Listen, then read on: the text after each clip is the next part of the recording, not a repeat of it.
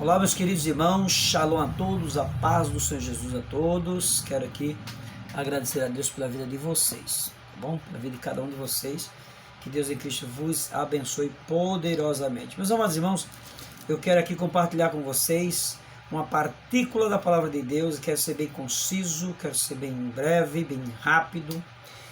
E conciso já está dizendo que é breve e rápido. Mas, meus amados irmãos, Ezequiel 14 me chamou muita atenção, tá? Ezequiel 14, versículo 9. Olha só o que o texto vai dizer, que você vai ficar espantado. A Bíblia diz assim: e se um profeta é enganado e levado a transmitir uma mensagem, é porque eu, o Senhor, o enganei. Levantarei minha mão contra esses profetas e os eliminarei do meio de Israel. Amém? Meus amados irmãos, o texto aqui está nos dizendo, deixa eu levantar mais um pouquinho essa câmera, o texto está nos dizendo que Deus, o soberano de Israel, ele é um Deus poderoso. Ele está dizendo que os profetas que profetizavam mentiras, os profetas que profetizaram aquilo que Deus não mandou, Deus vai eliminá-lo do meio de seu povo. No contexto atual, aplicando para os nossos dias atuais, eu quero lhes dizer que talvez você não entenda, porque Deus está se colocando aqui como Ele, como se fosse Ele próprio que estava agora enganando o povo. Então o texto é meio complicado de entender. Ele diz: eu, Senhor, os enganei. Mas veja aqui no capítulo 13 do mesmo livro de Ezequiel, o Senhor ele está falando contra os falsos profetas.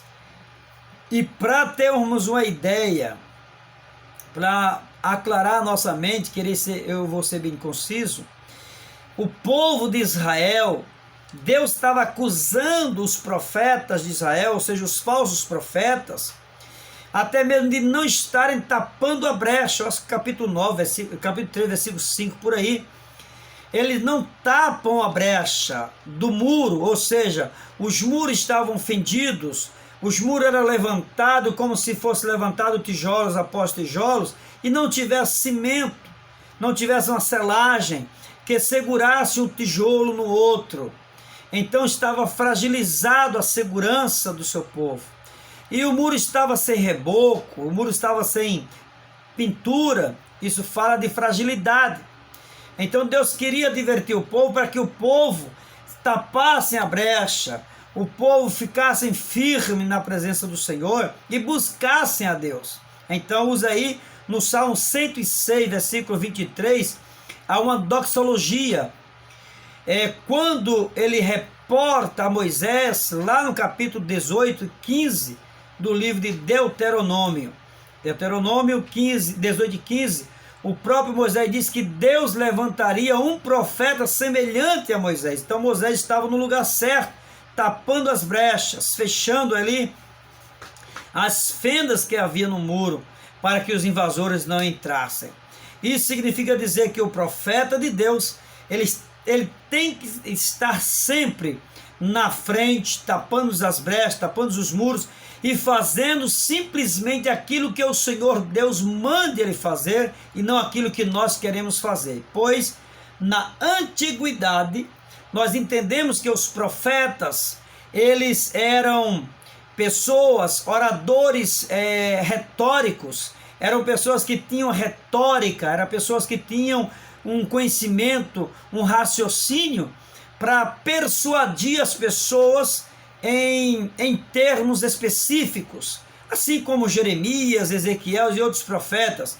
No caso desses profetas, eles tendiam a fazer muitas vezes aquilo que estava em seu coração e não aquilo que vinha direto do trono de Deus. Não era o caso de Ezequiel e Jeremias, mas é o exemplo.